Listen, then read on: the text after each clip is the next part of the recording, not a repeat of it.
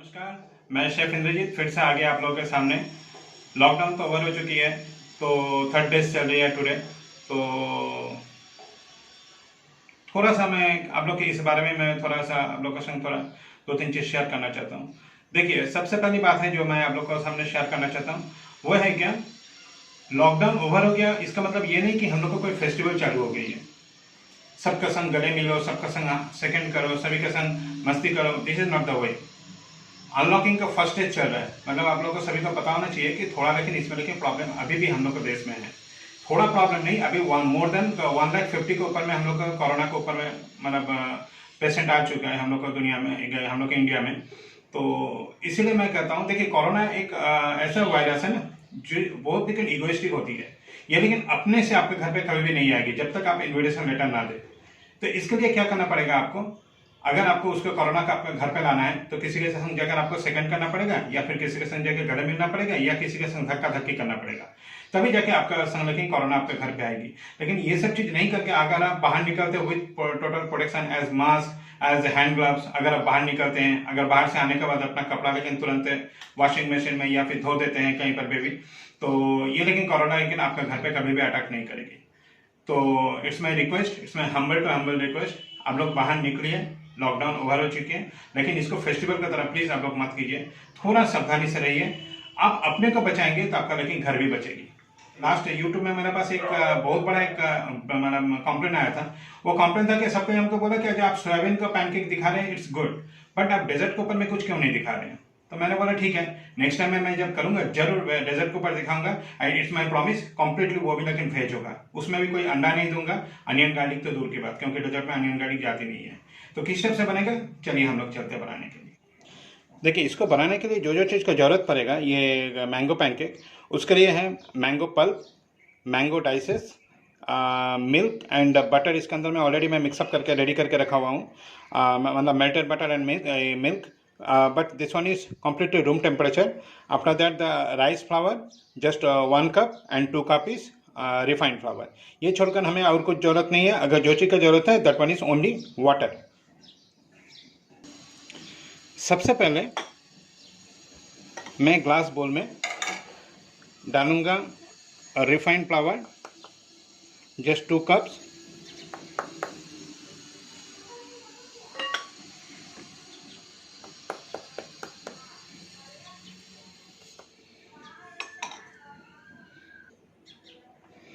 and 1 cup rice flour.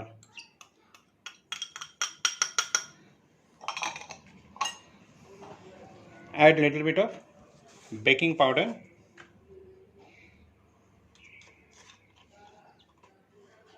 क्योंकि ये baking powder जब तक आप नहीं देंगे आपका लेकिन ये पैनकेक लेकिन फ्लफी नहीं होंगी, मतलब काफ़ी देर तक फूलेगी नहीं। अब ये सारे इंग्रेडिएंट्स को एक संग जस्ट मिक्सअप कर दीजिए। अब इसमें डालिए मैंगो पल्प,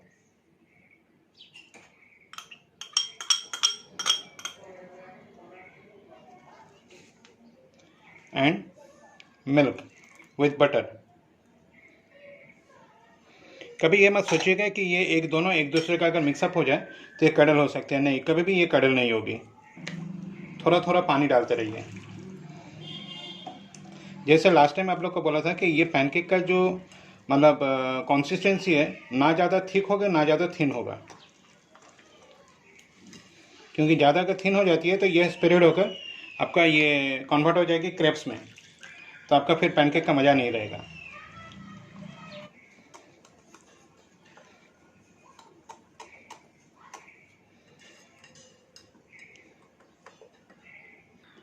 अब इसमें ऐड करूँगा मैं थोड़ा सा पाउडर शुगर और आइसिंग शुगर।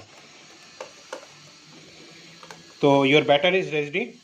ये होगी इसकी कंसिस्टेंसी। अभी हम लोग पैनकेक बनाना चालू करते हैं, लेकिन उसके पहले इसमें एक चीज़ ज़रूर डालिए, वह है थोड़ा सा वेनिला एसेंस। लेकिन अगर आपके घर पे अगर मैंगो पैनकेक बन रहा है तो अगर मैंगो एसेंस है तो बहुत अच्छी बात है, नहीं तो वेनिला एसेंस भी डाल सकते हैं, no issue. Non stick pan को गर्म करना चालू करते हैं। तो मैंने अपना नॉन स्टिक पैन ऑलरेडी बैठा चुका हूँ, कुछ हद तक गर्म भी हो चुकी है। जस्ट इसको ऑलवेज कीजिएगा थोड़ा सिमरिंग फ्लेम में, ज़्यादा हाई फ्लेम नहीं, तब ये जलने का चांसेस रहती है।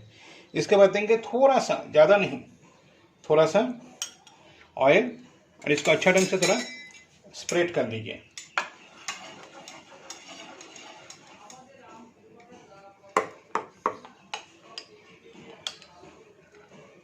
Just 1 ladder. आप चाहे तो इसका और थोड़ा बड़ा भी कर सकते हैं, लेकिन मैं ये साइज हमेशा प्रेफर करता हूँ, इसलिए मैं ये वाला साइज को दे रहा हूँ।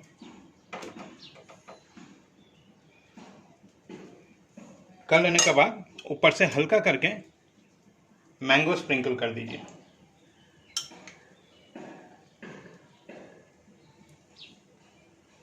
आप अगर चाहें तो इसमें थोड़ा सा चॉकलेट या नट्स कुछ भी आप ऐड कर सकते हैं, लेकिन मैंने कुछ ऐड नहीं किया हूँ। मैं ये मैंगो पैनकेक है बोलकर कम्प्लीटली ये मैंगो मैं इधर में दे रहा हूँ। अभी इसको मैं थोड़ा टर्न कर दे रहा हूँ। आशा करता हूँ पीछे वाला पोर्शन में कुछ हद तक कलर आ चुका है। यस, कलर आ चुकी है। See what a lovely mango colour you can see, light yellow colour.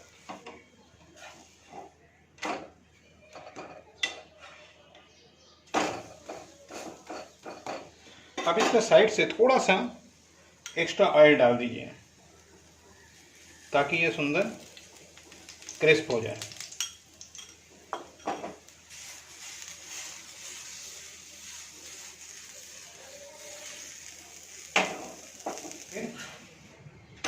See what a lovely color has come.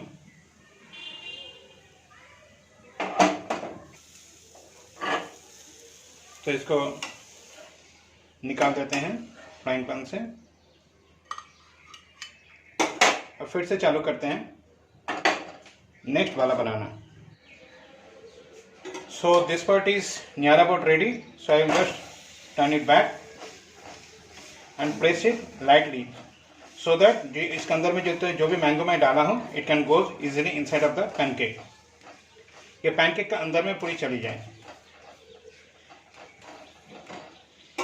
इस पैनकेक के बैटर में कभी भी पैनॉट या सौंफ कुछ भी नहीं डालिएगा, क्योंकि अगर ये सब चीज़ इसमें डालते हैं तो ये लेकिन अपना जो मैंगो का जो अपना पर्टिकुलर जो टेस्ट है वो लेकिन ख़राब हो जाएगी। तो जो मैंगो का जो नॉर्मल टेस्ट है वही इसमें डालिएगा। और शुगर कम से कम हमेशा कोशिश कीजिएगा ज़्यादा नहीं डालने के लिए, क्योंकि अगर शुगर आप लोग ज़्यादा डालेंगे तो इसमें क्या होगा, जो मैंगो पल्प का अपना स्वीटनेस है वो मैंगो पल्प का स्वीटनेस प्लस शुगर का स्वीटनेस मिलकर बहुत ज़्यादा बढ़ जाएगी। अगर आप लोग फिर चॉको चिप देते हैं या कोई नट्स देते हैं तो उसका भी अपना एक मिठास आ जाएगी। तो इसीलिए मतलब कोशिश कीजिएगा ग्रेन शुगर को जस्ट मिक्सी में थोड़ा सा ब्लेंड कर लेने के लिए, थोड़ा पाउडर बनाने के लिए, फिर इसको यूज़ करने के लिए। आइसिंग शुगर को थोड़ा अवॉइड कीजिएगा इसमें यूज़ करने को।